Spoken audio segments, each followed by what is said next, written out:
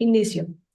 Egresado de la Universidad Autónoma del Estado de Chiapas como médico cirujano, médico nefrólogo egresado del Centro Médico Nacional General Manuel Ávila Camacho, avalado por la Universidad Popular Autónoma del Estado de Puebla.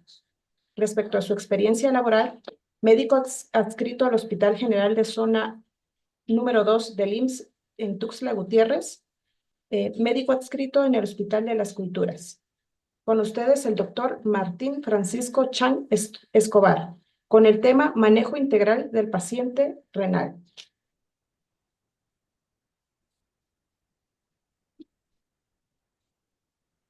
Buenas tardes, doctor. Es un gusto contar con su presencia. Hola, buenas tardes. ¿Sí se escucha?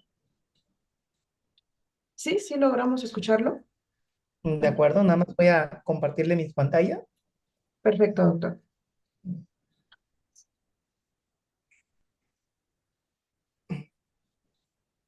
¿Alcanzan a visualizar mi pantalla ahí? Am, Todavía no. Sí, se ve. Puedo explicar. De acuerdo, ya les puse lo que es la presentación en la pantalla, nada más me confirman de que sí se alcanza a ver.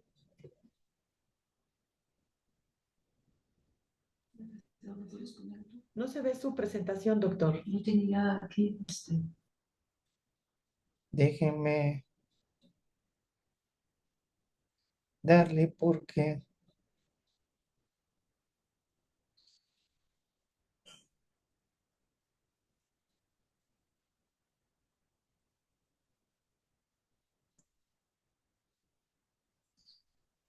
creo que la computadora no me permite, pero denme un minuto y ya estaré compartiéndoles la pantalla.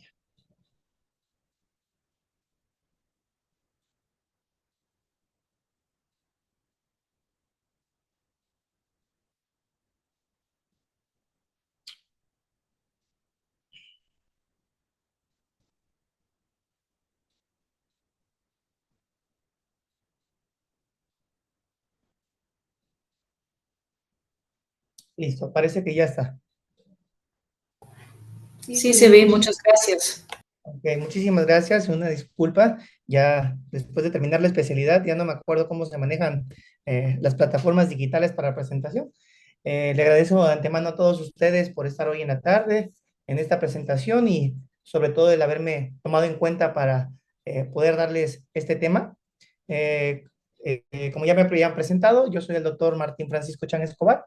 Soy médico nefrólogo egresado por la UPAEP, la Universidad Popular Autónoma del Estado de Puebla, y estoy trabajando actualmente como médico adscrito en el área de nefrología, tanto en el Hospital eh, General de Zona número 2, el Hospital 5 de Mayo, en Tuxtla Gutiérrez, y en el Hospital de las Culturas en San Cristóbal de las Casas, con mucho gusto para lo que necesiten.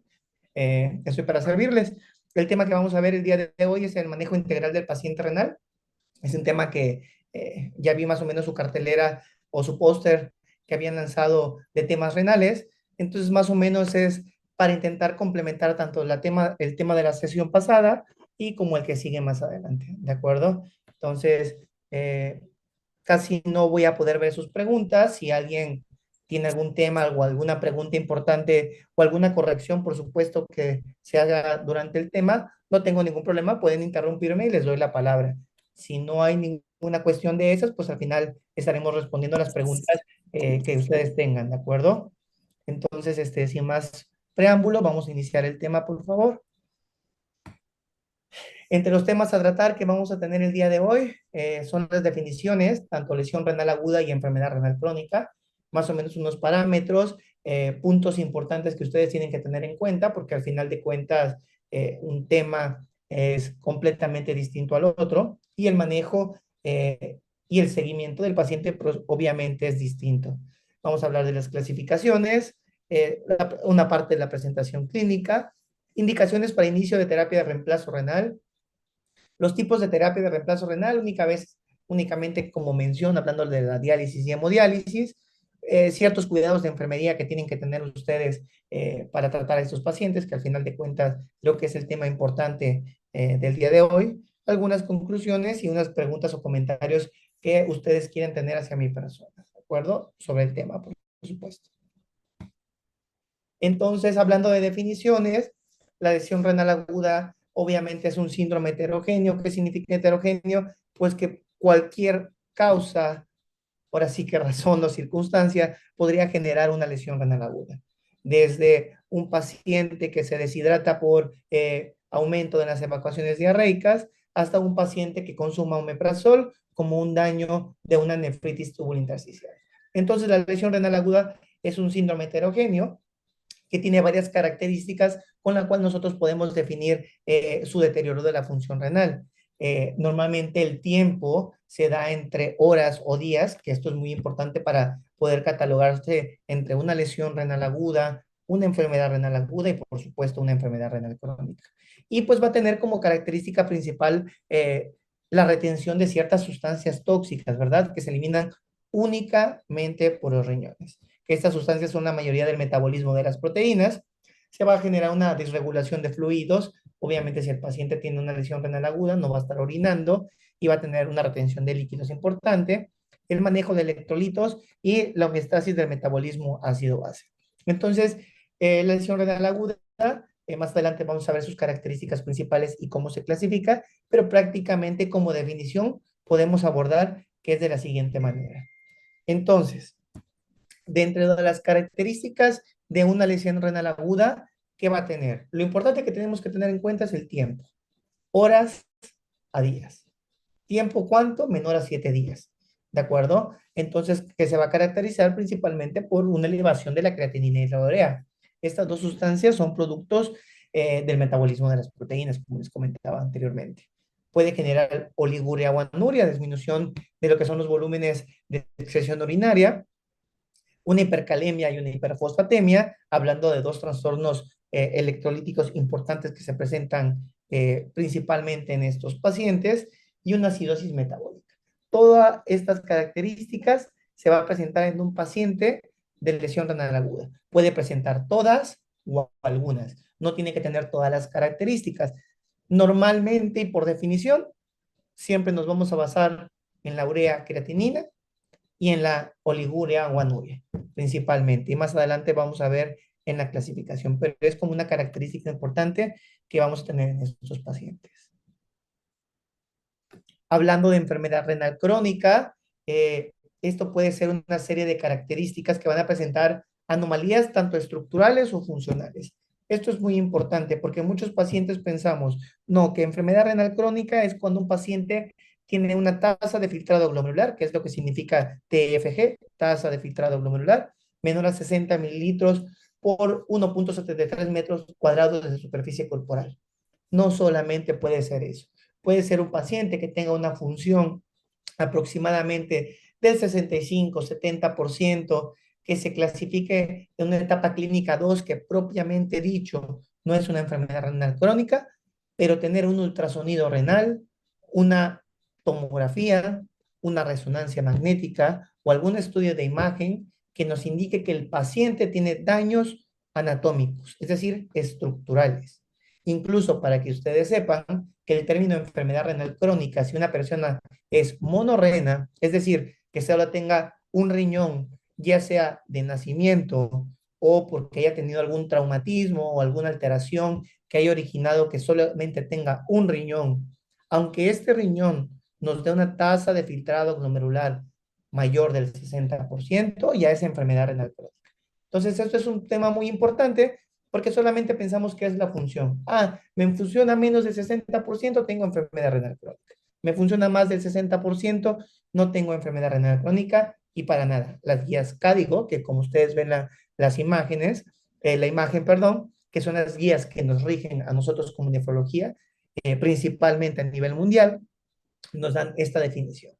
Y normalmente dice que para poder catalogar, hablando de funcionalidad en estos pacientes que tengan un deterioro de la función renal, vamos a basarnos en dos tipos de calculadora que todos tenemos en nuestros celulares. Actualmente no hay que hacerlo de manera algebraica porque sería muy complicado porque pues, es una serie de logaritmos muy importantes, pero son calculadoras que si ustedes ponen en su teléfono, lo googlean o buscan en esas aplicaciones que tienen muchas calculadoras médicas y de enfermería, podemos intentar dar el porcentaje de funcionamiento. La del lado derecho es la MDRD y la del lado derecho, perdón, de la pantalla es CKD, la del lado izquierdo es MDRD. Principalmente como nefrólogos o en el área médica o los que estamos enfocados mucho en el tratamiento, prevención, diagnóstico de enfermedades renales, nos basamos lo que es el CKDPI 2021. Esta enfermedad, esta CKDPI 2021, nos pide tres características, como ven en la imagen de su lado izquierdo, y que me permití ponerles un ejemplo. Se les da, esta es una aplicación que se llama Medcal, es la que prácticamente ocupamos la mayoría de los médicos que calculamos, o nefrólogos, o por lo menos mi persona. Ponemos prácticamente el sexo del paciente, si es masculino o femenino, ponemos la edad del paciente y ponemos la creatinina sérica, que puede ser en miligramos sobre decilitros. En México, pues lo manejamos prácticamente en miligramos por decilitro. Y nos da aproximadamente qué porcentaje de función va a tener nuestros pacientes, ¿de acuerdo? Es subjetivo, extremadamente subjetivo. Desafortunadamente, en el ámbito de la nefrología estamos muy lejos de tener un marcador ideal para poder catalogar como una función ideal, pero pues es con lo que tenemos la creatinina, y hay obviamente ciertos estados que se van de esta plática y que no tiene razón de ser mencionarlos porque son demasiado, que son distintas características que nos podrían dar falsos positivos o falsos negativos. Pero en términos generales, con esta calculadora o con estas tres características podemos catalogar la función que tienen nuestros pacientes. A nivel de clasificación, la lesión renal aguda ha tenido una serie de evolución, como todo en cuestión de la medicina, ha ido evolucionando a lo largo del tiempo. Permítame un momento, voy a tomar un poquito de agua porque ando un poquito malo de la garganta, entonces déjenme tomar un poquito de agua, por favor. Y como ustedes pueden ver en su pantalla, en la pantalla principal, este prácticamente es una etapa cronológica de las principales características y clasificaciones que hemos tenido a lo largo del tiempo para poder desempeñar o definir la lesión renal aguda. De izquierda a derecha de su pantalla, vamos a ver que desde 1900 únicamente ocupábamos el término de fracaso renal agudo y algo que se llama necrosis tubular aguda. En términos generales, la necrosis tubular aguda es una patología que necesitamos una biopsia para decir, este paciente tiene necrosis tubular aguda. Es un diagnóstico histopatológico, que si no tenemos una biopsia que nos demuestre que el paciente tiene una necrosis tubular aguda, no podemos hablar de la definición. Hay características clínicas que nos permiten poder deducir o sospecharla, pero no podemos decir con seguridad, este paciente tiene necrosis tubular aguda, si no tenemos algo histopatológico. Y en 1900 manejaban esos términos, ¿de acuerdo? Entonces, conforme ha ido evolucionando o pasando el tiempo y las investigaciones en medicina han ido evolucionando, en el 2001, para ser particularmente en el 2002, la reunión del grupo ADKI, que es un grupo multidisciplinario muy importante, generó el primer sistema de clasificación de lesión renal aguda. Por sus siglas en inglés, RIFLE, ocuparon el seudónimo RIFLE, que es Risk, Injury, Failure, Loss, and State Renal Status. Normalmente, esta clasificación fue la primera que tuvimos para poder clasificar la lesión renal aguda. Después pasaron una serie de características, entraron en controversias, entró las otras asociaciones canadienses, las asociaciones europeas de nefrología, y decían, no, no podemos hablar de clasificación de lesión renal aguda si en el término o en el acrónimo como RIFLE catalogamos por las primeras tres siglas en el riesgo, en el daño, en la falla, algo agudo, y en la pérdida y en la etapa final de enfermedad renal crónica, pues algo crónico. Y dijeron, no, no podemos catalogar como RIFLE algo agudo porque nos engloba lo agudo y lo crónico. Entonces, en el 2007, el grupo Akin sacó unos criterios de clasificación que prácticamente fueron como la pauta para generar la clasificación que en el 2012 el grupo Cádigo, que son, les digo que son las guías principales que nos preservan o que nos rigen a nivel de los nefrólogos, ya sacaron pues prácticamente los 3 criterios para lesión renal aguda. CADIGO 1, CADIGO 2, CADIGO 3, que desde el 2012 prácticamente para acá son los que nos rigen. Y en la actualidad se está viendo muchos marcadores de daño estructural, es decir, que únicamente se pueda medir a nivel de la orina, que puedan prevenir la lesión renal aguda. Es decir, que estos marcadores se detecten antes de que el paciente tenga una elevación de creatinina, antes que el paciente se empiece a encharcar porque está en anuria o oliguria, antes que el paciente se empiece a hipertensar, etcétera, etcétera, etcétera. Entonces, estos biomarcadores todavía desde prácticamente el 2004 están eh, intentando conseguirse o tratar de definir cuál es el biomarcador ideal para prevenir esta o que nos ayude a prevenir esta lesión renal aguda. Y han salido una serie de estudios muy importantes de investigadores que no tiene caso compartir en este momento en la plática porque se sale del tema, pero pues están intentando desarrollar, ver cuál es el biomarcador ideal. Hasta la fecha no lo hay. Entonces, eso de la prevención de lesión renal aguda por un biomarcador estructural, no lo tenemos. Entonces, nos seguimos vigiendo la lesión renal aguda por las guías CADIGO 1, 2 o 3. En esta presentación, en esta diapositiva, les presento prácticamente una característica de las 3 clasificaciones que tenemos de arriba hacia abajo, de la más antigua a la que actual nos rige, y sobre el lado derecho les pongo prácticamente el año que en la diapositiva anterior cronológicamente se los mencionaba. En esta parte, ustedes pueden ir leyendo poco a poquito para que no tenga que leerles cada una. Ya les explicaba que el acrónimo RIFLE prácticamente nos hablaba del riesgo lesión falla, la pérdida prolongada y la pérdida irreversible, ¿de acuerdo? Y sobre su lado derecho vamos a ver que se trataba de una elevación de creatinina arriba de 1.5, arriba de 2 o arriba de 3. El porcentaje de disminución de la FG es el filtrado glomerular y la disminución de volúmenes urinarios, tanto en 6 horas como en 12 horas, como en 24 horas. O si el paciente de plano estaba en anuria. Entonces llegó Akin en el 2007 y dijo, no, no, no, no. Esta clasificación tal vez está bien, pero como que algo le falta, como que tiene algo de más. Tenemos que quitarle los últimos 2 estadios, porque los 2 últimos estadios ya nos estaríamos hablando de una lesión renal aguda. Ya estaríamos hablando de otras patologías que tanto en pronóstico de la enfermedad como en manejo prácticamente no tienen nada que ver. Instauraron la clasificación de Akin, grado 1, grado 2, grado 3. Y si ustedes comparan la parte de arriba con la parte intermedia, no disocia mucho en cuestión de la uresis y de la elevación de la creatinina, pero sí quitan lo que es el porcentaje de disminución del filtrado glomerular.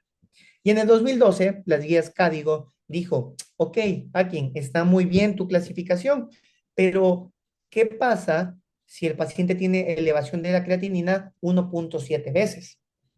¿En dónde entra?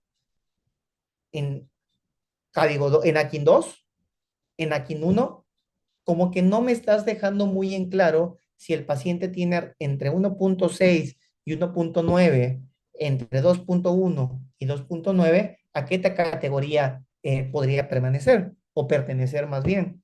Pese a que si ustedes lógicamente intentamos leerlo, pues diríamos, no, pues al tipo 1 o al tipo 2, pero Cádigo dijo, no, no podemos dejar que entren estas definiciones a suposiciones, a interpretaciones. Tenemos que definir exactamente si hay una elevación de tanto porcentaje, porcentual, por supuesto, a qué clasificación. Entonces decidieron decir y clasificar de una mejor manera o englobar prácticamente a los pacientes que se encontraban entre 1.6 y 1.9, a los que se encontraban entre 2.1 y 2.9. Y así se creó la clasificación de tipo 1, tipo 2 y tipo 3, ¿de acuerdo? Que es la clasificación actual de pacientes con daño renal agudo.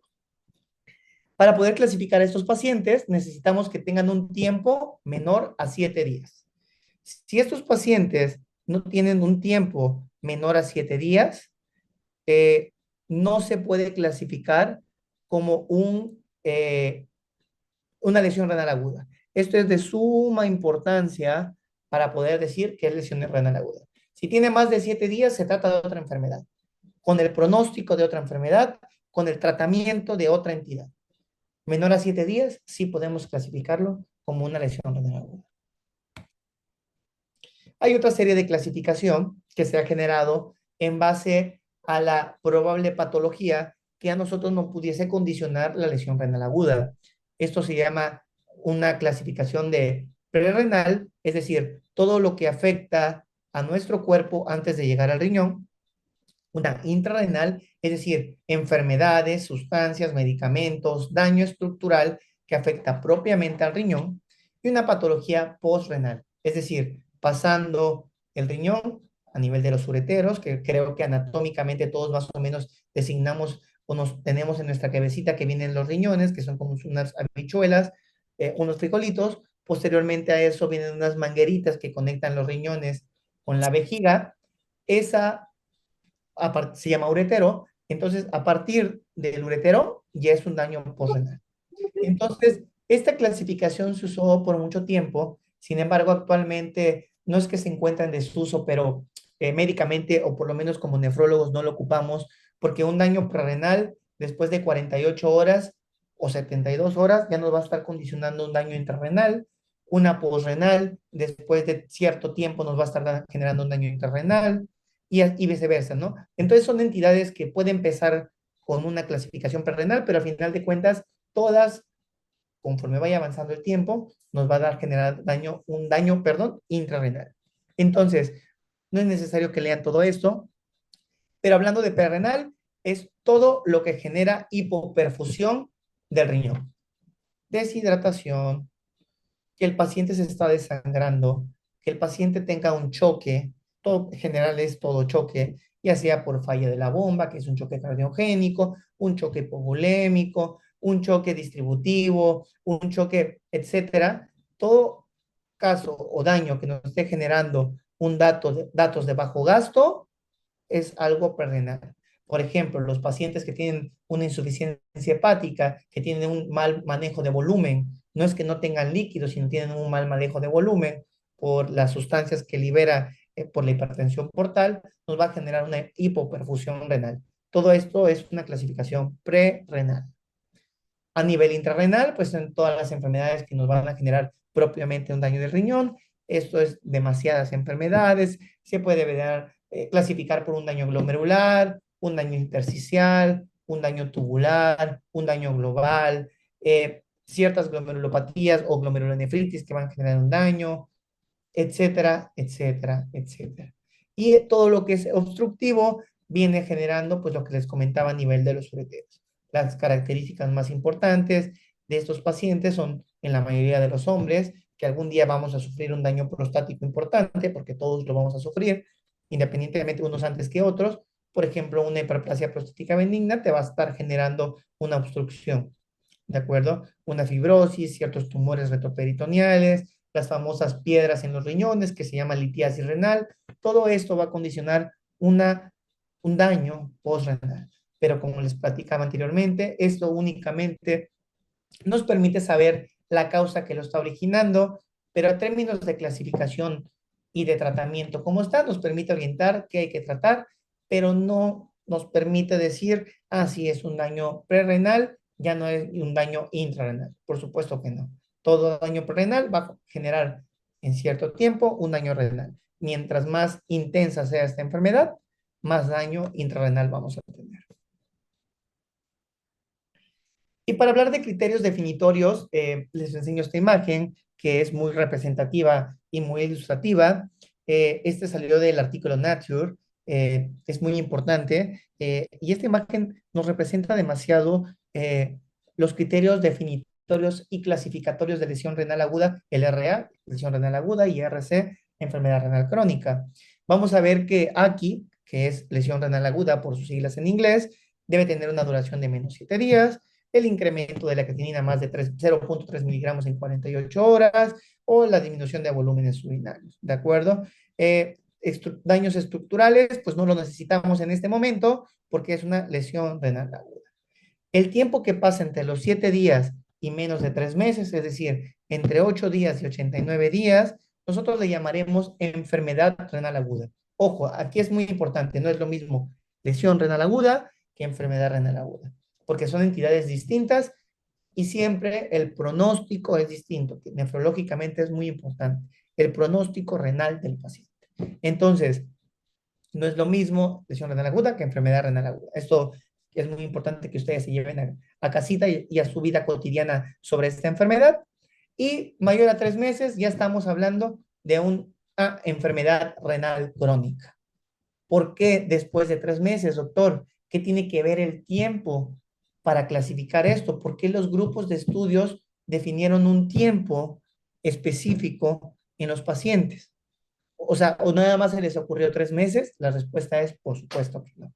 Se hicieron demasiados estudios donde la mayoría de los pacientes, pasados 90 días con un daño estructural o funcional del riñón, normalmente no recuperaban la función renal y por eso se clasificó como enfermedad renal crónica. Todo tiene un porqué. Después de 90 días, el pronóstico en estos pacientes es peor, es más sombrío, porque significa que hay un daño crónico severo y estos pacientes no pueden recuperar. Mientras menos tiempo tengamos, más posibilidad de recuperación renal. Y esto es muy importante que ustedes sepan. En la clasificación de enfermedad renal crónica, ya les había comentado que son una serie de anormalidades, tanto estructurales como funcionales, que se presenten mayor a 3 meses, lo que les comentaba anteriormente, que tenga implicaciones para la salud de los pacientes, y esto puede incluir alguna de los siguientes, pues que el paciente tenga proteinuria, que haya anormalidades en el sedimento urinario, como eritrocituria, leucocituria, cilindros, etcétera, que haya anormalidades a nivel de los electrolitos, principalmente enfocado en potasio, calcio y fósforo, que son como que nuestros 3 electrolitos, bueno, los 6 principales, pues, pero lo que es potasio, fósforo, calcio, son nuestros electrolitos que tienden a generarse mayor alteraciones. Anormalidades histológicas, es decir, si yo tomo una biopsia renal, es decir, tomo una muestra de un pedacito del riñón, pues nos va a dar anormalidades estructurales detectadas histológicamente, fibrosis intersticial, sería una de las características. Es decir, que prácticamente ya no haya células, sino puro tejido fibroso, cicatrizado. Anormalidades a nivel de los estudios de imagen, por ultrasonido principalmente, o que el paciente esté trasplantado. Todo paciente con trasplante renal, así no esté en diálisis, así no esté en hemodiálisis, así tenga una función renal de 300%, eso no existe por supuesto, pero es un ejemplo muy dramático para que ustedes lo entiendan. Esto es una enfermedad renal crónica. ¿De acuerdo? Y obviamente que tenga una disminución de la función por menor del 60%. Sobre su lado derecho es una imagen que nos da la clasificación por porcentajes de grado 1 al grado 5, siendo el grado 3 que se divide en 3A y 3B, que es como nosotros clasificamos a nuestros pacientes con enfermedad renal crónica. Después del grado 3A, los pacientes ya son enfermedad renal crónica. Arriba de 3 o en el grado 2, puede ser no una enfermedad renal crónica. Entonces, arriba del 90% es una función normal, es un grado 1, entre el 60 y el 89% es un grado 2, entre el que es 45 y 59% un grado 3A, el 3B es en 30 y 44%, y así hacia abajo, de acuerdo como ustedes pueden ver en la imagen. Y normalmente los pacientes que les funcionan menos del 15%, normalmente esto no es del todo correcto, ¿verdad? Pero normalmente los que les funcionan por debajo del 15% ya están en una etapa clínica 5 y ya son los que están más cercanos a la diálisis o hemodiálisis. Y sobre su lado derecho va dependiendo del porcentaje de proteínas en orina, específicamente albúmina, que tengan los pacientes. Menos de 30 miligramos a 1, de 30 a 300 a 2, de arriba de 300 a 3. Y esto es pronóstico. A mayor albuminuria, más riesgo de progresión de daño renal, es decir, más pronto va a llegar el paciente a la enfermedad renal crónica. Por eso es que las guías CADIGO lo incluyen actualmente, bueno, desde el 2012, hace mucho tiempo, pero esas guías se nos actualizaron ahora en el 2024 y siguen marcando prácticamente lo mismo. Lo clasifican como parte importante de, valga la redundancia, de la clasificación de enfermedad renal crónica.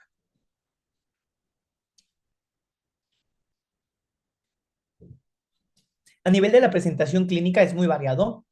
Y algo muy importante que ustedes como personal de enfermería que están siempre al pie del cañón de los pacientes y que son los que o son las y los que tienen que estar más tiempo pegado al paciente, porque pues a final de cuentas, desafortunadamente la relación médico-paciente es un poco más compleja conforme va avanzando el tiempo, ¿no? El paciente prescribe, da indicaciones al paciente, da indicaciones al familiar y ya no se vuelve a saber del médico, desafortunadamente. Sin embargo, personal de enfermería está siempre cercano con el paciente. Entonces, ¿cuáles son los signos y síntomas que pueden presentar los pacientes? Como les explico y como alcanzan a ver en esta parte, son inespecíficos. La gran mayoría. Doctor, fíjese que hace un mes me duele la espalda, creo que me duelen los riñones. No, señora Juanita, los riñones no duelen. Los riñones no duelen. Es una enfermedad asintomática.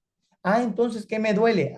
Habría que ver si no es una hernia discal, no es un dolor muscular, puede haber una piedra en los riñoncitos y eso sí puede generar dolor, pero hablando propiamente dicha de lesión renal aguda y enfermedad renal crónica, son asintomáticas. Y esto es muy complicado, porque esto es lo que hace que pacientes nos lleguen a una etapa clínica ya muy avanzada, donde las intervenciones nefrológicas es demasiado tarde para intentar retrasar la progresión de daño renal, es decir, evitar que un paciente llegue a la diálisis o a la hemodiálisis de manera rápida, porque hasta esta etapa los pacientes empiezan a tener signos y síntomas. ¿Cuáles signos y síntomas? Son extremadamente inespecíficos. Dificultad para conciliar el sueño, que tengan icturia, dolor de cabeza, síndrome de piernas inquietas, que se encuentre muy fatigado, que tenga dolor muscular, puede llegar a tener ciertas convulsiones, pérdida de apetito, un sabor metálico en la boca, se empieza a hinchar, que prácticamente son de los signos más tardíos y conforme los pacientes buscan atención médica, doctor, es que desde hace un mes me estoy hinchando, creo que estoy enfermo de algo. Y ya saben, estoy enfermo de los riñones, pese a que sea otra cosa, pero ya detectan hinchazón de las piernas con daño en los riñones. Desafortunadamente, este es un signo que se nos presenta muy tardío ya en los pacientes.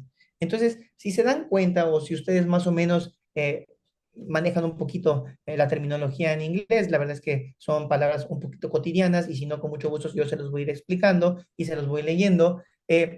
Son signos y síntomas inespecíficos.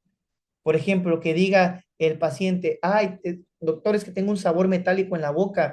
O sea, quien no está arraigado o quien no sabe estas características, sabor metálico en la boca, no, pues la verdad es que no sabe decirte qué enfermedad es, ¿no? Es que me duelen los músculos, doctor.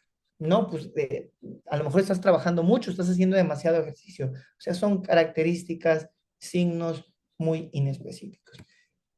¿Qué sí nos puede ayudar a interpretar que un paciente tenga un daño prácticamente eh, importante de los riñones a nivel de la presentación clínica? Pues los estudios de laboratorio, por supuesto, ¿no? Que los pacientes tengan un aumento de la creatinina, del BUN, un ego con proteinuria, eritrocituria, leucocituria, la anemia, este es como de las características por laboratorio que más los pacientes detectan. Ah, es que estoy anémico, a ver si no mis riñones ya están fallando, ¿no? La cirrosis metabólica, pues que pasa muy desapercibida porque muy difícilmente tenemos un gasómetro, si no lo decimos todos los compañeros del Hospital de las Culturas que cuánto tiempo hace que no tenemos un gasómetro y lo siento por mis compañeros urgenciólogos y de terapia intensiva porque lo necesitan diario, ¿no? Entonces, tener la posibilidad de tener una gasometría es muy compleja o muy complicada. La hiperfosfatemia que puedan tener y la PTH elevada, que pues ya son de los síntomas muy elevados, ¿no? Entonces, bueno, entonces a nivel de la presentación clínica es como más o menos se va a detectar a los pacientes.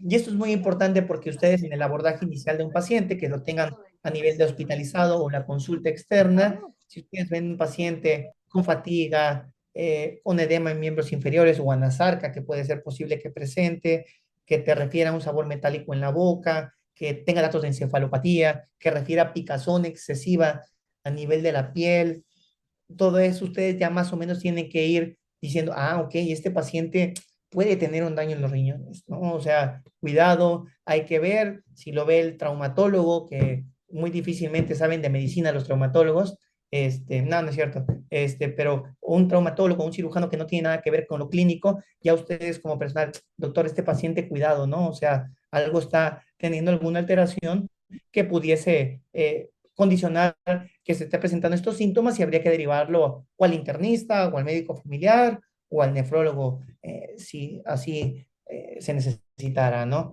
Entonces, la presentación clínica, como importante en esta diapositiva, es inespecífica.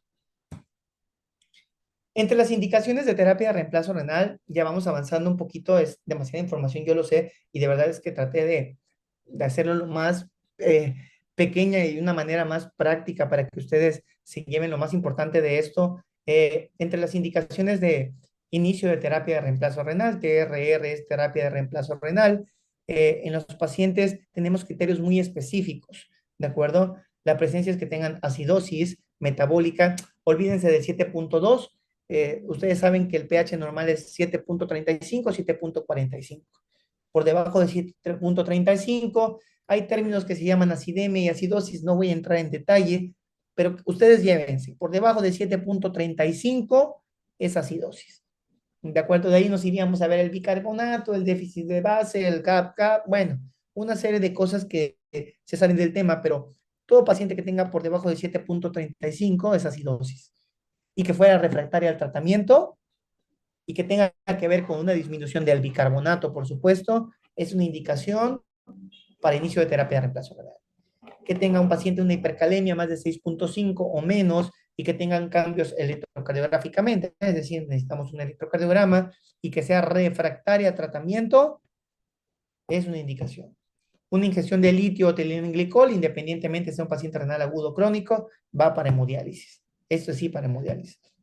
Una sobrecarga, sobre todo que esté condicionando un edema agudo pulmonar, que no sea de origen cardiogénico, sino que sea por sobrecarga hídrica, que sea resistente a nitratos, vasodilatadores o diuréticos, es decir, que el paciente no orine y que pues no podamos utilizarlo, pues va para la hemodiálisis, ¿no? Y pues la uremia. ¿Qué uremia? Sintomatología uremia. Ustedes van a leer muchas veces en nuestras hojas, en nuestras indicaciones médicas, en los diagnósticos, en nuestras notas de evolución o interconsulta, el término de síndrome urémico. Síndrome urémico, ustedes saben que la definición de síndrome como tal es una serie de signos y síntomas que tengan relación en común para generar un daño específico. Palabras más, palabras menos. Entonces, ¿qué es un síndrome urémico? Pues prácticamente esto. Que el paciente tenga una encefalopatía, que tenga pericarditis, que tenga neuropatía, que haya generado convulsiones, una serie de disfunción plaquetaria, sangrado, náusea o vómito. ¿De acuerdo? Síndrome urémico no tiene que ver con el nivel de urea, porque muchos médicos utilizan paciente con más de 200 de urea, síndrome urémico, y el paciente con signo de la playa positivo en su cama. No significa que no vaya a necesitar una terapia de reemplazo renal, pero no es un síndrome urémico. Para hablar del síndrome urémico, repito, signos y síntomas que condicionen un deterioro en un paciente y que tengan relación en común. ¿Cuáles? Estos, ¿de acuerdo? Entonces son prácticamente las indicaciones que nosotros tenemos para un inicio de terapia de reemplazo renal en un paciente en agudo. La mayoría de estas ameritan colocación de un catéter. Recordaré que en su plática anterior ustedes vieron cuidados de catéter tanto de diálisis peritoneal como catéter de hemodiálisis. Entonces, la mayoría de estas son indicaciones de colocar un catéter de hemo y pasar a una sesión de hemodiálisis. ¿De acuerdo? Pero pues bueno, más o menos es para que ustedes se vayan con la idea. Ya saben que un paciente que esté sobrecargado, un paciente que haya tenido una ingestión de este tipo de alcoholes, que tengan hipercalemia refractaria a tratamiento, cuando ya los médicos empiecen a indicarle polarizantes, que micronebulizaciones con salbutamol, que furosemide, que gluconato de calcio, cuidado, porque como personal de enfermería ya saben que este paciente se nos está complicando y se nos está aumentando el potasio.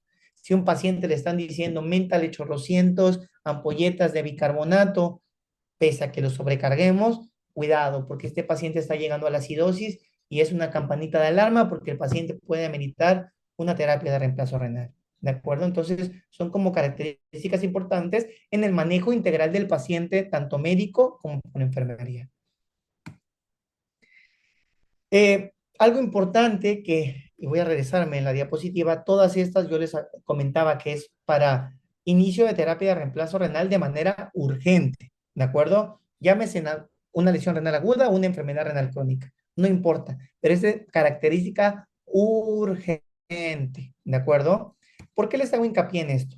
Porque en esta diapositiva les explico que cuando vamos a iniciar diálisis o hemodiálisis en un paciente que tenga una enfermedad renal crónica.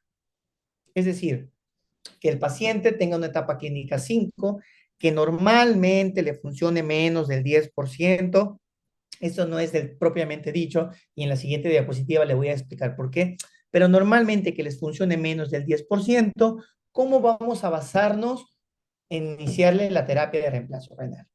Si tiene estas características, pues está de más de pensarlo, ¿no? El paciente va a terapia de reemplazo renal urgentemente. Pero si el paciente no tiene esto, no nos basamos en esto, no nos basamos en el porcentaje, nos basamos en estas frases que ustedes ven aquí, que yo se los puse en negrito, para iniciar una terapia de reemplazo renal. ¿De acuerdo? ¿Y cuál es o en quiénes vamos a iniciar? La terapia de reemplazo renal en un paciente estable se individualiza, como todo en medicina y enfermería. Es individualizado. Lo que tiene mi comadrita no me va a pasar a mí. Lo que le pasó a mi papá no me va a pasar a mí. Entonces, cada paciente es distinto y hay distintas indicaciones siempre y cuando no cuente con ninguna de estas, ¿de acuerdo? Entonces, se debe principalmente a la evaluación de los signos y síntomas que el paciente presente. ¿Ok? Entonces, esto es muy importante. Y en esta diapositiva yo les explico el por qué no nos basamos en una función del riñón para decidir en quién iniciamos la terapia de reemplazo renal de manera urgente y en quiénes no. Y este es un estudio, ahorita medicina, las competencias médicas y ustedes que están metidas prácticamente en esto de la educación continua y los felicito a todos y todas que estén prácticamente en estos programas de capacitación continua, saben que todo es basado en estudios. Ahorita ningún fármaco sale a la venta al público si no se basa en estudios, ni intervenciones. Me imagino que a nivel de enfermería es lo mismo. Ninguna intervención a nivel de enfermería sale nada más porque se le ocurrió a alguien y lo vamos a poner en práctica. Esto no es así. Entonces, este estudio clínico se llama estudio clínico IDLE, es el más grande que tenemos, no es el único, hay muchos, pero es en nuestra formación como nefrólogos el que más nos mencionan y que más leemos. Y me voy a permitir leérselo de manera textual con estas pocas palabras que yo les puse en la diapositiva y que ustedes estarán leyendo. Este es un ensayo clínico que se realizó prácticamente en Australia y Nueva Zelanda. Se incluyeron 828 pacientes, o sea, la población es extremadamente alta porque es muy difícil que un estudio así se vuelva a ampliar. La cantidad de pacientes que ampliaron es muchísima. La muestra fue muy grande, obviamente extremadamente representativa, que es lo que los estudios nos permiten, donde tiene una N prácticamente de 828 pacientes. Y en estos pacientes de 828, la mayoría se encontraban con un porcentaje de función de los riñones bajo, menor al 10%, la gran mayoría. Y se designaron dos grupos al azar. 404 de los pacientes tenían un porcentaje de función entre 10 y 14%, y prácticamente 424 pacientes tenían un porcentaje entre 5 y 7%. ¿Cuál fue la finalidad del estudio? Comparar la eficacia del inicio tardío frente al inicio temprano del tratamiento de diálisis en paciente con enfermedad renal crónica. Por supuesto que hubieran muchas limitantes, por supuesto que varios grupos dijeron, es que los pacientes, unos eran diabéticos y otros no, es que unos pacientes medían 1,80 y otros 1,60, es que la edad de los... Sí, por supuesto, hubieron muchas limitantes, pero si no nos enfocamos en un todo y nos enfocamos únicamente en el estudio que hicieron, intentaron comparar si iniciar la diálisis por arriba del 10% daba mejoría o generaba mejor pronóstico si iniciar la diálisis de manera tardía. ¿Y qué encontraron nuestros compañeros que hicieron este estudio?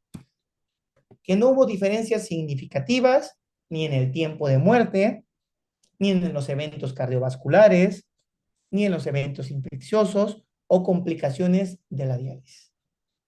O sea que dio lo mismo iniciar la diálisis en pacientes que tenían más del 10% que en pacientes quienes tenían menos del 10%. Entonces, a esto voy. Un paciente que tenga menos del 10% no significa que ya va a iniciar diálisis. Un paciente que tenga entre 10 y 15% tampoco. Todo va a depender de las características clínicas individualizadas del paciente en relación a sus signos y síntomas que presente. Entonces, esto es muy importante, es un estudio que a nosotros prácticamente nos hizo saber cuándo vamos a iniciar la diálisis o no. Y espero lo haya dejado más o menos en claro, intentando explicarse de una manera tan sencilla. Si ustedes pueden leerlo, no se perderían de manera mucho. Es un estudio muy interesante. Tiene muchas limitantes, como ya les comenté, a manera de burla, pero prácticamente era eso, que muchos dijeron, es que unos tenían 40 y otros 60 años, es que unos medían 1,80 y unos 65, es que unos eran diabéticos y no. Por supuesto que eso genera que haya ciertas características que discrepen entre los pacientes. Sin embargo, reunir 828 pacientes en un estudio tan grande, no creo que jamás se vuelva a poder conseguir. Entonces, es como un estudio importante. A nivel de tipos de terapia de reemplazo renal, y iré un poquito más rápido porque creo que vamos ya un poquito en cuestión de tiempo, porque sí me interesa que si tengan dudas queden muy claras. Vamos a ver que hay distintos tipos de terapia de reemplazo renal: hemodiálisis, diálisis peritoneal con todas las características, la hemodiálisis en terapia continua, en terapia intermitente, terapia lenta continua. Eso está más decir en este caso, no es parte del tema. El trasplante renal, que es un tipo de terapia de reemplazo renal, no es una cura, como se les mencioné anteriormente, es la mejor terapia de reemplazo renal. ¿Cuál? El trasplante. Pero se llama terapia de reemplazo renal. No es una cura, es una terapia, la mejor. Y ojalá todos tuviéramos el programa de la donación de órganos, porque no saben la lista de espera que hay. Pero bueno, entonces son las tres principales características de tipo de terapia de reemplazo renal. Las más conocidas, pues la hemodiálisis sobre su lado izquierdo, una imagen representativa, que es conectar paciente a través de un angioacceso, llámese este catéter temporal, catéter tunelizado, fístula arteriovenosa, protésica o natural, a una máquina de hemodiálisis donde va a extraerle la sangre, donde por mecanismos de difusión y ultrafiltración se van a eliminar sustancias tóxicas y agua, y va a regresar la sangre limpia al cuerpo, por decirlo de una manera un poco coloquial y obviamente más complejo de cómo se los explico, pero en teoría es. Y sobre su lado derecho la diálisis, que incluye introducir una bolsa con una solución osmóticamente activa, que es la glucosa, se infunde a nivel del peritoneo, este peritoneo que la glucosa va a hacer que jale agua, y por mecanismos de difusión y ultrafiltración también puramente, a través de la membrana peritoneal, se eliminan sustancias tóxicas, y por parte de difusión de lo que es de la bolsa hacia el cuerpo, le meta bicarbonato, por unos mecanismos que tienen que ver con actividades de muchas teorías, pero de los poros principalmente, y que con una bolsa por debajo, después de cierta cantidad de tiempo, 4 horas principalmente, se realice el cambio de la diálisis, ¿de acuerdo? También es mucho más complejo de lo que yo les estoy explicando, pero más o menos es como se presenta eso. Y ya vieron más o menos en los cuidados de catéter lo que es la sesión pasada, ustedes se han de imaginar cómo es prácticamente que se encuentran estos pacientes con estos tipos de características de terapia de reemplazo renal. Hablando ya propiamente y ya para entrar al tema por el que ustedes me pidieron abordar este tema, pero sí me gustó hacer un preámbulo y explicarles de manera importante todo lo que acabamos de comentarles, y sin ningún problema esta plática ya se la pasé a la jefe Miriam y con mucho gusto se las puede compartir a ustedes y tenerlo por si algún día necesitan repasar y mucho menos o algo por el estilo. Pero hablando ya del manejo integral del paciente, necesitamos un manejo multidisciplinario. Aquí no depende que del enfermero especialista, que de la enfermera auxiliar, que la jefa de piso, que la subdirectora, que el médico general, que el médico interno de pregrado, por supuesto que es una piedra angular en los hospitales, sin ellos no podríamos hacer nada, que los residentes, que el médico especialista. No, eso es un manejo multidisciplinario. Y a nivel de nefrología, nuestro manejo multidisciplinario es muy importante y muy amplio. Empezamos desde los familiares, que son parte importante en los pacientes, en el tratamiento de los pacientes, hasta prácticamente trabajo social. Nosotros aquí en el Hospital 5 de Mayo que llevamos el manejo de lo que Cuando son yo estaba con alguien en, y pues yo en, en trasplante o en diálisis, trabajo social genera un manejo muy importante en nosotros, personal de enfermería, los psicólogos, los nutricionistas. Entonces, al hablar de manejo integral del paciente, tiene que ver con todas estas áreas.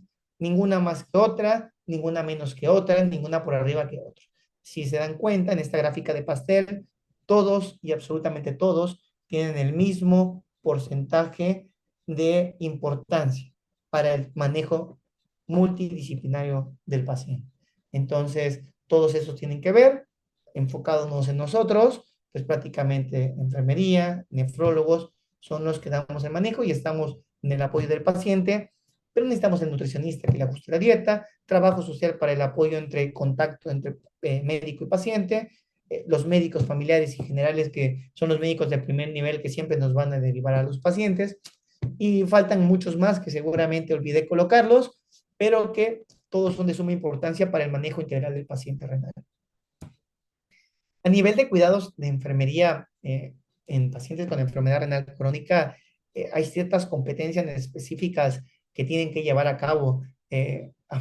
La verdad es que leyendo estos temas para poder darles esta plática, me llamó mucho la atención todas las competencias que tienen ustedes, que son demasiadas en cuestión de los pacientes, no solo con enfermedad renal crónica, en todos, ¿no?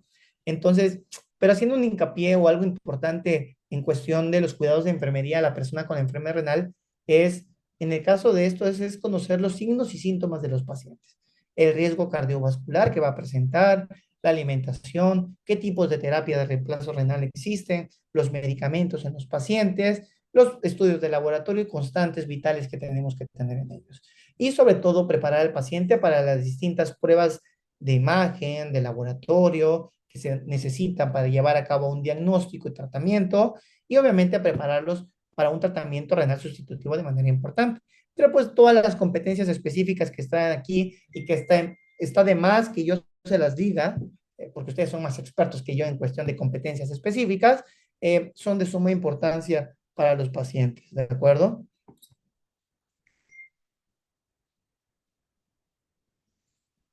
En el programa educativo dietético de los pacientes, esto es muy importante porque eh, la piedra angular, yo siempre le digo a mis pacientes en cualquier consulta, tanto privada como institucional, que nuestras guías código desde el 2012 no se actualizaban hasta el 2024.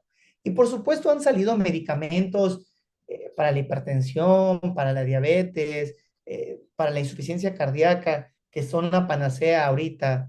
Los inhibidores SGLT2, por ejemplo, que desde el 2018 para acá son un boom, o los antagonistas no selectivos o no esteroideos, más bien del antagonismo de la aldosterona, la finerenona, son muy importantes hoy en día, ¿no?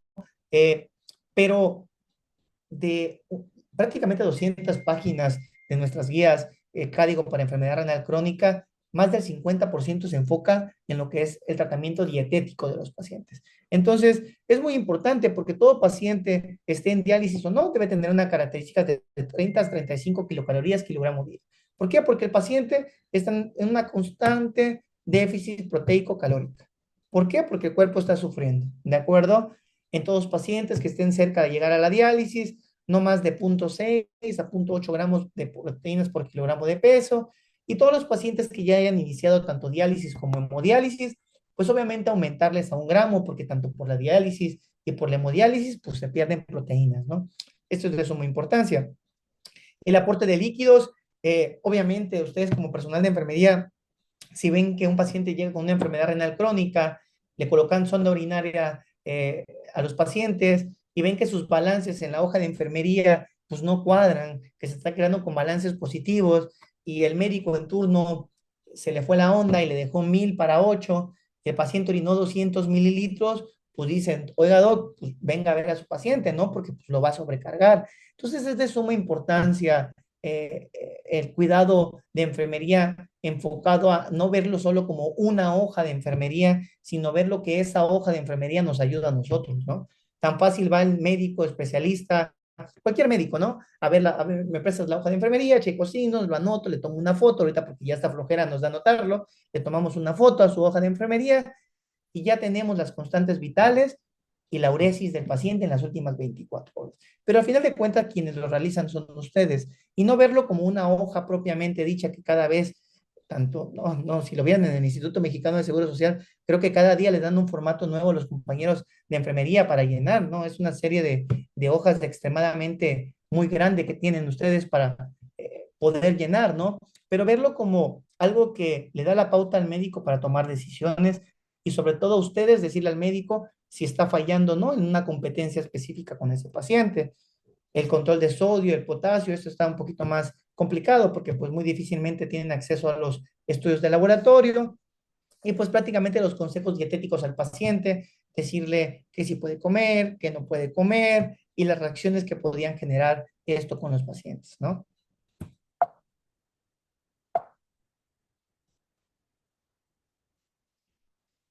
Uh, En cuestión de otro cuidado de enfermería importante son los medicamentos y este de manera importante y ya para tratar de terminar la plática lo más pronto posible, prácticamente es enfocado a qué fármacos y la dosis prescrita. Acuérdense que todo paciente con enfermedad renal crónica se tiene que ajustar ciertos medicamentos a función renal. Que si una paciente de manera cotidiana, por decirles un medicamento, no sé, los antibióticos, por decirles un ejemplo muy importante que es muy común, si al paciente le doy levofloxacino, que es una fluoroquinolona, y de manera intravenosa le puedo dar 750 miligramos IV al día, en un paciente con daño renal crónico, con una función de menos del 30%, a lo mejor le doy 500 miligramos cada 48 horas, ¿no? Entonces, eso es muy importante porque a veces nosotros llegamos, cambiamos indicaciones, ni siquiera les decimos a ustedes, ¿no? Y ustedes tienen que ir viendo, y ustedes se preguntan, pero ¿por qué de tener 150 diario le cambiaron ahora cada 48 horas? Y esto es la característica o esto es la razón, ¿no? Los medicamentos se ajustan a función renal y no todos los fármacos están indicados en los pacientes que van a tener. Y obviamente es saber los posibles efectos adversos o efectos no esperados de ciertos medicamentos sobre los pacientes, saber detectarlos a tiempo e informar y tomar acciones y competencias importantes hacia, obviamente, comentarle al médico para tomar una reacción. Y lo que ustedes ya saben, ¿no? Identificar al paciente, que sea el medicamento ideal, que si con letretas mayúsculas, lo que ustedes ya saben y lo que ustedes nos enseñan nosotros los médicos sobre la prescripción de medicamentos. Eso, pues creo que está de más decirlo en la plática. En cuestión de los cuidados de enfermería, tenemos que enfocarnos en muchos puntos, que es el control glucémico, la hipertensión arterial, la uresis del paciente, la sobrecarga hídrica, signos y síntomas de uremia, que ya platicamos que son muy inespecíficos, la escala analógica del dolor y los medicamentos, que es muy importante porque siempre va a ser lo que el paciente se refiere a nosotros, y por supuesto la anemia, ¿no? Todos y cada uno estos, podemos decir que el examen clínico del paciente va a depender prácticamente de tanto la visualización, de las constantes vitales y de prácticamente de lo que nos refiere el paciente, ¿no? Entonces, esto es un todo. Todo esto a nivel de los cuidados de enfermería tienen que tenerlo muy en cuenta en todos los pacientes, ¿no? Pero principalmente, o bueno, o hablando del tema, pues, de pacientes renales, tenerlos muy en cuenta porque es de suma importancia cada uno de ellos. En la anemia, pues, con lo de las transfusiones, en la uresis del paciente, pues obviamente evitar que se sobrecargue, que no esté tan hipertenso, lo que el paciente refiera, etcétera, etcétera, etcétera. Les voy a hablar de dos temas importantes, que es lo de la hipertensión. Saben que es el principal o uno de los principales factores de riesgo cardiovascular y que aumenta la morbimortalidad de los pacientes. Y sobre todo en pacientes que tienen enfermedad renal crónica, tanto la hipertensión puede desarrollar nefroangiosclerosis y por lo consiguiente desarrollar una enfermedad renal crónica, como la enfermedad renal crónica de generar lo que es una hipertensión y un más daño a nivel de órganos diana, como es el cerebro y el corazón en los pacientes. Para eso tenemos ciertos objetivos terapéuticos y las intervenciones de enfermería, pues, que ustedes tienen que realizar o seguir prácticamente, pero pues lo ideal sería mantener cifras tensionales por debajo de 130-80. Si el paciente tiene proteinuria o albuminuria importante, pues 125-75, 125-80. Y esto es muy importante porque si el paciente está muy hipertenso, perdón, pese al medicamento que indicó el médico, pues ustedes nos informan a nosotros, ¿no? O sea, ustedes ya saben que todo paciente renal, la meta es menos de 130-80. Si ven ustedes que el paciente tiene dos antihipertensivos y tal vez un diurético del cual ustedes quieran, y no mejora la hipertensión, pues obviamente hay un problema importante, ¿no? Entonces, comentarle al médico y que pues intentar tratar. No es normal que un paciente tenga 160-80. Por supuesto que no, porque hemos visto turnos que se pasan y yo sé que a veces porque tienen mucho trabajo, pues no se le comenta al médico en turno o simplemente al médico en turno no le importa que el paciente esté descontrolado de la presión y pues los pacientes están con 160-80. Que estén como si nada no significa que no esté generando un daño, ¿no? Entonces serían como que nuestras metas importantes. Y lo otro, pues, es el control glucémico y el síndrome metabólico en los pacientes. Sabemos que prácticamente la pandemia, o sí, claro, la pandemia de la obesidad y la diabetes a nivel mundial son las principales enfermedades que generan morbimortalidad. La diabetes es la principal causa de llevar a la enfermedad renal crónica y que los pacientes estén en diálisis o en hemodiálisis. Entonces, pues también tenemos metas, ¿no? Y esto va a depender si el paciente está hospitalizado o no. No me voy a meter en ese punto, pero los estándares de cuidados en diabetes, las guías de la ADA para los cuates, que cada año nos hacen favor de actualizarse, pues nos comentan los parámetros y metas que deben tener los pacientes. Si ustedes ven, prácticamente les anoté de las guías 2024, como que las principales metas que deben tener los pacientes, tanto en el glucosa en ayuno, la postprandial, la hemoglobina glucosilada, la presión arterial, los triglicéridos y el colesterol de baja densidad, ¿no? Que son como que las principales causas de morbimortalidad en los pacientes y que nuestros pacientes con enfermedad renal crónica, pues obviamente van a estar, pues la gran mayoría fuera de metas. Y es nuestro importante generar nuestras intervenciones, pues tanto de enfermería como médicos, para intentar corregir. Hablando un poquito de diálisis, hemodiálisis, no me voy a meter aquí, es un mundo completamente aparte. Para entender de diálisis y hemodiálisis hay que vivir la diálisis y hemodiálisis. Una cosa es leerlo y otra cosa es vivirlo. Es muy complicado y muy complejo. No voy a entrar a detalle prácticamente en cuestiones de la diálisis o en hemodiálisis, pero si un paciente está en diálisis, obviamente tenemos que valorar que no tenga un exceso de líquidos, que no esté hipertenso, que esté bien la diálisis, que esté funcional, sacar obviamente sus diagnósticos de enfermería, como lo menciona esta guía de referencia rápida del IMSS.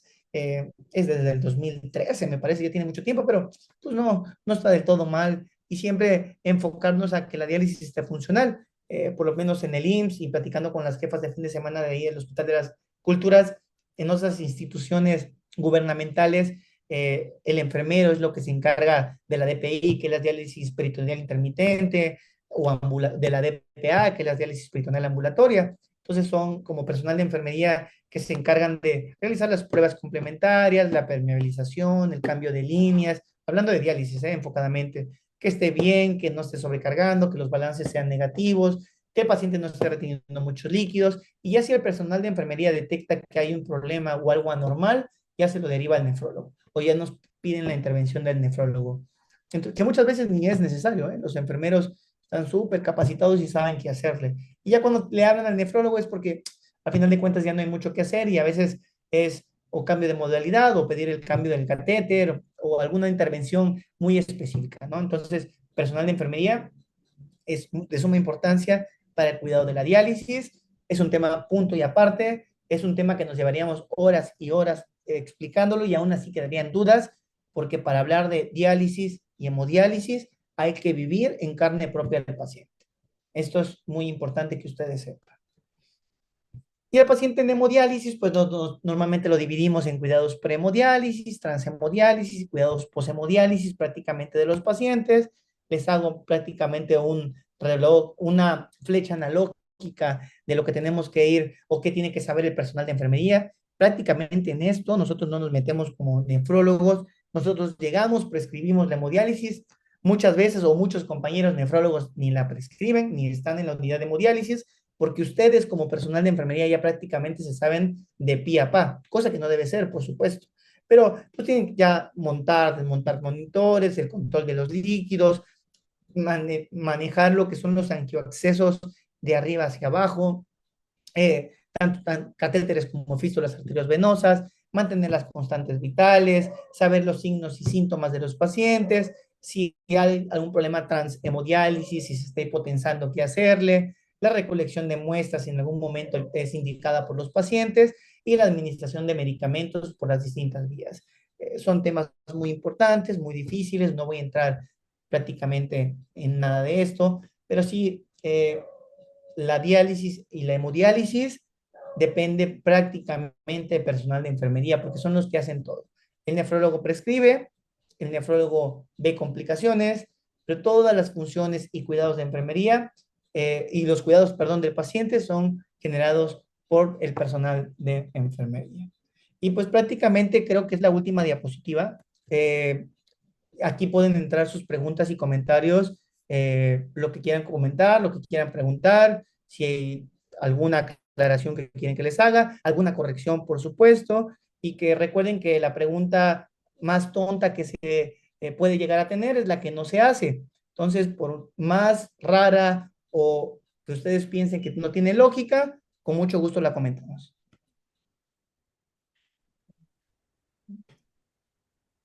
Muchísimas gracias, doctor Chan. Damos el espacio para las preguntas y respuestas. Yo no veo las preguntas que hagan ustedes en, ¿cómo se llama? Por el chat. Entonces, si alguien las hace por chat y me hace favor de leerlas, con mucho gusto, o si quieren encender su bocina, también adelante, ¿de acuerdo? Claro que sí, doctor. Yo estoy pendiente de alguna pregunta enviada en el chat.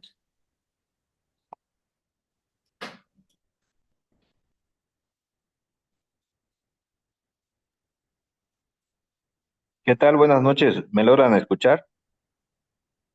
Sí, sí se escucha. Hola, doctor. ¿Qué tal? Excelente plática.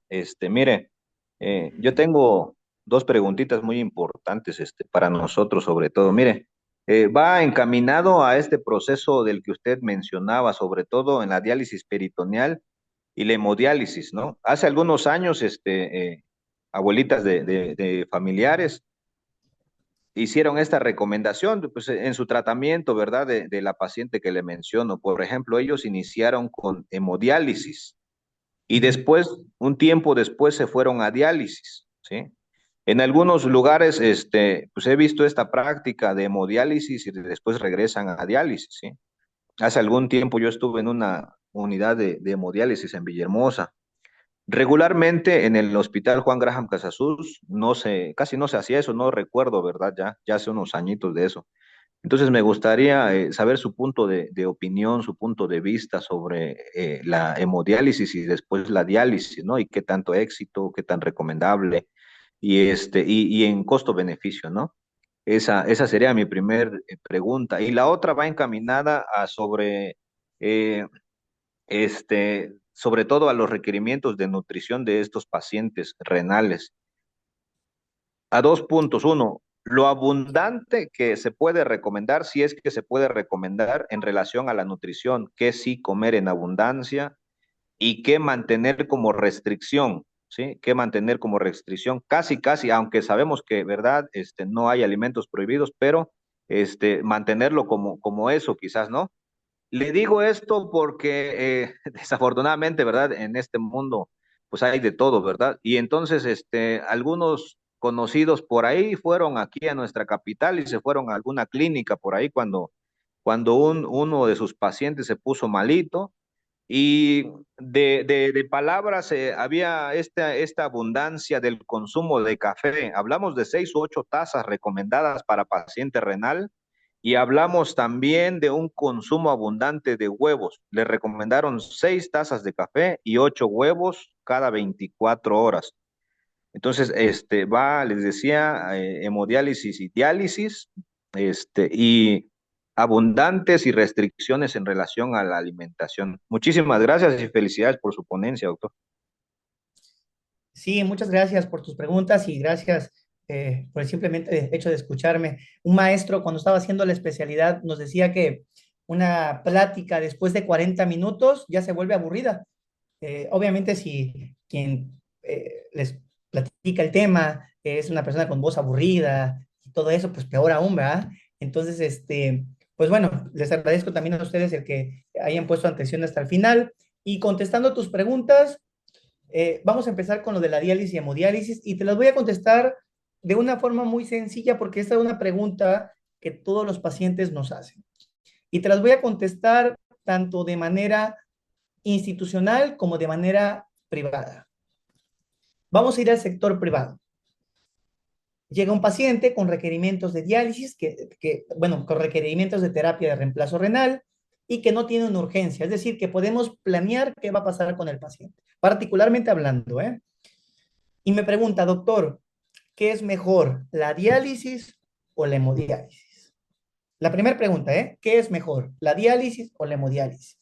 Y yo le voy a contestar, las dos tienen la misma mortalidad, la misma morbimortalidad, tienen pros, tienen contras, ambas, pero prácticamente en cuestión de supervivencia del paciente es lo mismo.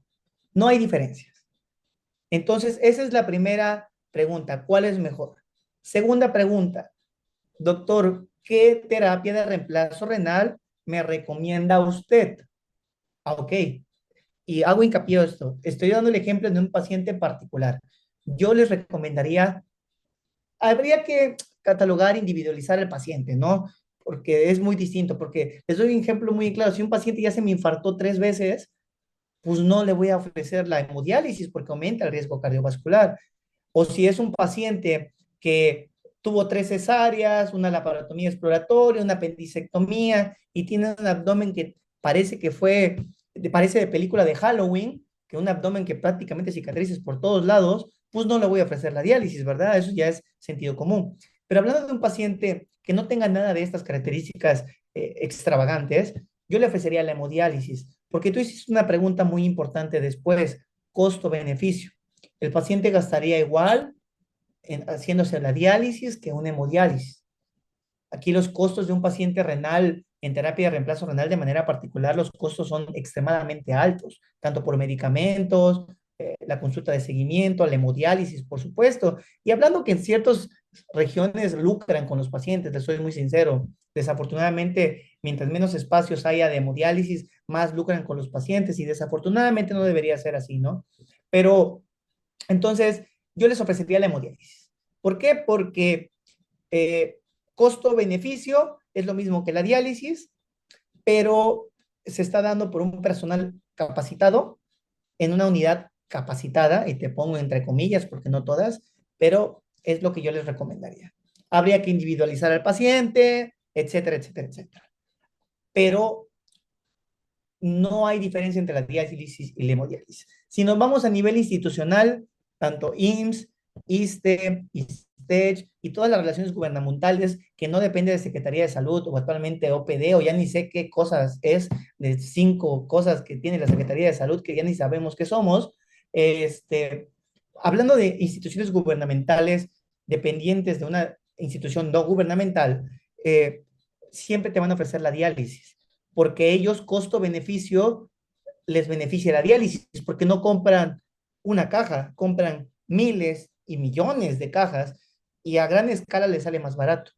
Entonces, todo paciente institucional le ofrecemos primeramente la diálisis.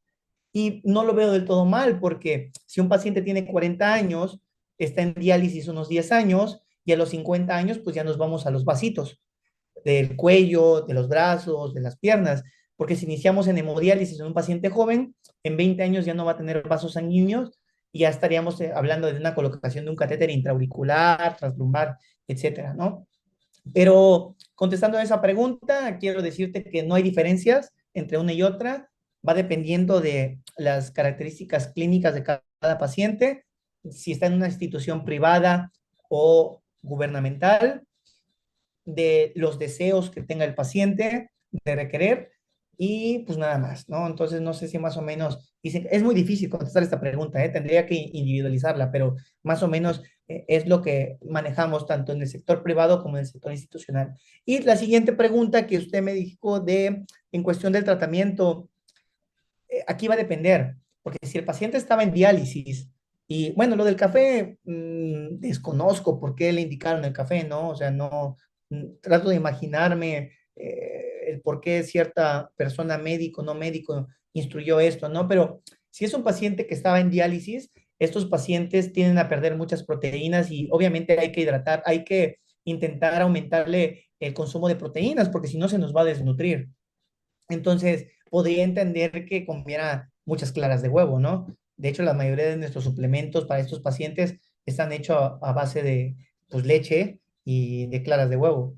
Eh, pero si es un paciente que está en prediálisis, es decir, que está a un pasito de llegar a la diálisis peritoneal, es todo lo contrario. Le restringimos prácticamente a las proteínas, porque acuérdense que la creatinina y urea son metabolismo de las proteínas, y si está cerca de iniciar la diálisis, pues no le vamos a dar de comer mucha proteína que va a desdoblar creatinina y urea, ¿verdad? Prácticamente le estaríamos dándole el último clavo al ataúd para que este paciente llegue a la enfermedad renal crónica. Entonces, ¿qué puede comer y qué no puede comer? Eso va a depender si está en terapia de reemplazo renal o no está en terapia de reemplazo renal. Y nosotros como nefrólogos les decimos qué pueden comer y qué no, pero siempre los derivamos al especialista, a los nutriólogos. Nuestra mano derecha está el personal de enfermería y a nuestra mano izquierda está el nutricionista o la nutricionista, no, no tengo que ver con los géneros, aquí él o la nutricionista, ¿no? Porque son con los que nosotros nos apoyamos para el tratamiento de los pacientes.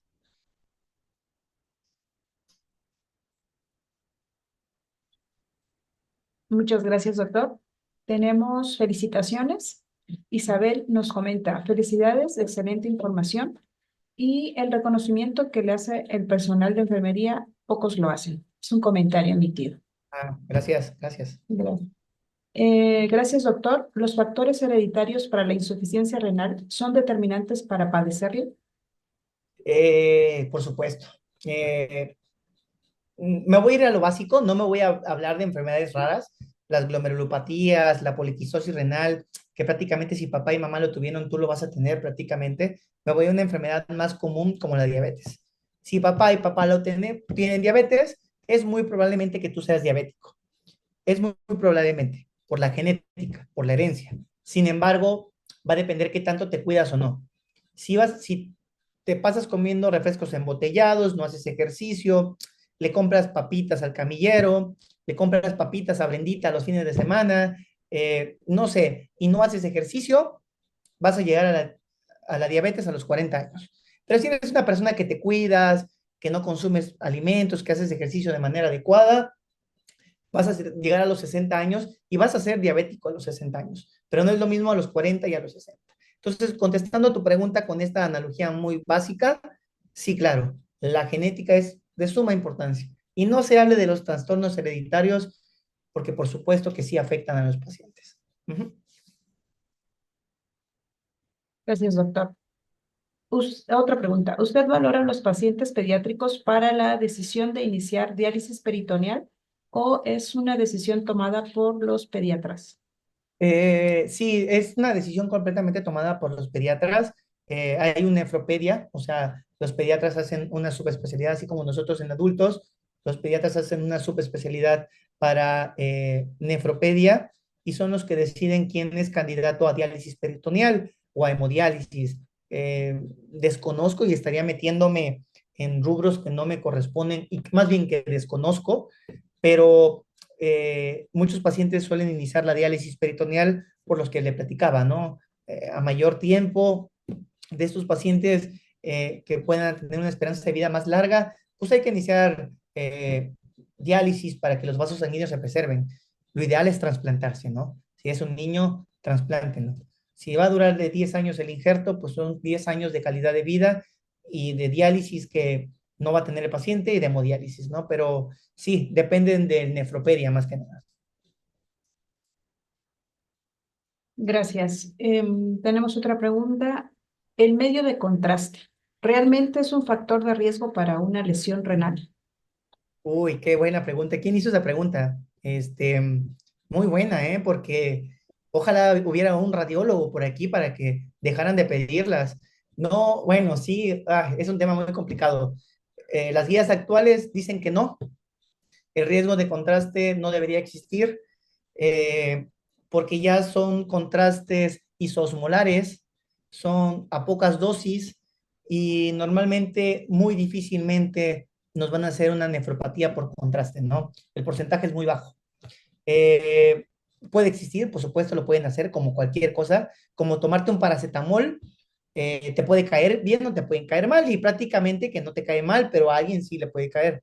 Pero es una enfermedad que está muy eh, exponenciada, y todo radiólogo hoy, con tanta injerencia que hay de las instituciones judiciales o de las demandas y todo eso, los compañeros radiólogos lo utilizan como para protegerse, pero creo que no hay ningún nefrólogo que, si es necesario hacerse un estudio contrastado, lo neguemos. Es decir, si un paciente de 70 años tiene una creatinina de 2, tiene una función de 30%, pero necesita un cateterismo cardíaco, eh, por lo menos yo no diría no se haga. ¿Por qué? Porque ¿qué es lo peor que te puede pasar con el contraste? Llegas a la hemodiálisis y la esperanza de vida es de una persona pues prácticamente normal, pero si no te haces el cateterismo te vas a morir porque te vas a infartar. Entonces, riesgo-beneficio, no te puedo decir que no existe, pero el porcentaje es mínimo, pero yo creo que se realiza de manera más para protección personal que el gran riesgo que sí se genera. Gracias, doctor. Yesenia Elizabeth, buenas noches, doctor. Felicidades por su tema. Gracias. Nadia Ivonne considera que los recambios cada hora son funcionales para pacientes con edema agudo pulmonar. Nadia, muy bien, muy buena pregunta. Sí. Bueno, si tiene un paciente de edema agudo pulmonar, colócale un catéter de hemodiálisis y hemodialízalo, ¿no? O sea, no, ¿para qué? Si tienes el requerimiento, si tienes el material y lo puedes hemodializar, hemodialízalo, ¿no? Te va a sacar más rápido. Si estás en un lugar, estás en, no sé, estás en los Altos de Chiapas y no tienes hemodiálisis y el paciente ya se dializa, sí, claro, a menos tiempo normalmente se elimina más agua, a más tiempo se elimina solutos, no es así. Habría que ver que si es transportador lento, transportador rápido, pero la teoría nos dice que sí, a menos tiempo de recambios de diálisis, más agua eliminamos. Entonces, sí podría ser que funcionara. Pero si estás en un lugar como San Cristóbal, Tuxtla Gutiérrez, hemodialízalo, ¿no?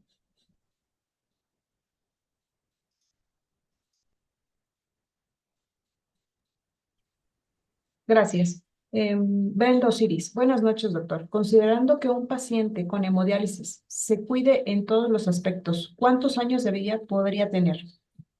Uy, una pregunta muy difícil. Si se cuida, eh, es complicado. La esperanza de vida es muy variable, pero es una esperanza de vida larga. Yo tengo pacientes institucionales con más de 20 años en hemodiálisis y están como si nada, pero no te podría responder esta pregunta porque yo puedo salir de mi casa, pasa un carro y me atropella, ¿no? Entonces, es muy subjetivo decirte en cuestión de la esperanza, ¿no? Uno se espera que sí, vivan más tiempo, pero algo que les quiero dejar muy en claro en este tema es que la mayoría de nuestros pacientes renales muy difícilmente se van a morir de causas renales. Es decir, muy difícil una acidosis metabólica te va a matar, porque hay como, a menos que el paciente llegue muy mal, ¿no? Por supuesto, pero, o una hipercalemia te mate. La mayoría de las muertes en nuestros pacientes renales es de origen cardiovascular. La mayoría de las muertes son tanto cardíacas como cerebrales. Eh, Se mueren de más causas cardiovasculares, y el enfoque actual de todos los fármacos y de los pronósticos y nuestros congresos son enfocados a muerte cardiovascular, esperanza de vida cardiovascular. Entonces, contestando a tu pregunta, a más tiempo dure un paciente en hemodiálisis, más riesgo de hipertrofia ventricular izquierda, más riesgo de arritmias cardíacas, más riesgo de muerte súbita. Entonces, la esperanza de vida es alta, pero va dependiendo de estas cosas, ¿no? Uh-huh. Ana María, felicidades, doctor Chan. Excelente abordaje del tema. Gracias por compartir su experiencia y conocimiento. Mucho gusto, gracias. Permítame darle la palabra a la maestra Annette Elizabeth Harmon. Doctor Chan, estamos muy agradecidos por sus palabras, por su sabiduría. Me gustó mucho su recorrido de información, ¿no? Que no empezamos hoy, es una historia que nos comentó aquí de todos los tiempos. Me gustó mucho que trabajamos en equipo como enfermería, como medicina, como médicos, todos, y usted nos dio el espacio de considerar de trabajar en enfermería. Creo que es muy importante, probablemente es buen camino para las demás presentaciones que vamos a hacer por parte del CEDIPS. Los que no pueden escuchar hoy, pero quisieran, afortunadamente está grabado, no está perdido y se puede retomar el asunto, se puede reescuchar, porque sí entendemos que usted resumió, pero de toda forma vale la pena escucharlo otra vez. Para cerrar, voy a leer su constancia. Aquí lo vamos a poner para que lo vemos. Espero que lo vean. Sí, gracias. ¿Sí se ve? Sí, perfecto. Aquí está el Consejo de Enfermería, Desarrollo e Innovación para Profesionales. Ok. No se ve, pero lo vamos a leer. Sí, gracias. Por el tiempo. Consejo de Enfermería, Desarrollo e Innovación para Profesionales de Salud, SC, otorga la presente constancia a Dr. Martín Francisco Chan Escobar por su participación como ponente en el curso Cuidados del Paciente Renal con el tema Manejo Integral de Paciente Renal Agudo, que se llevó a cabo el 18 de octubre de 2024. Valor curricular de 4 horas. Firmado por el doctor Jesús del Carmen Flores Rodríguez, el presidente, y la doctora Ana María Carrillo Chávez es la secretaria académica. Doctor, un aplauso, aunque sería aquí virtual, por su trabajo. La constancia le van a mandar a usted para que lo tenga y esperamos que nos vemos en otro momento otra vez. Muchas gracias. Muchas y gracias. Mucho gusto.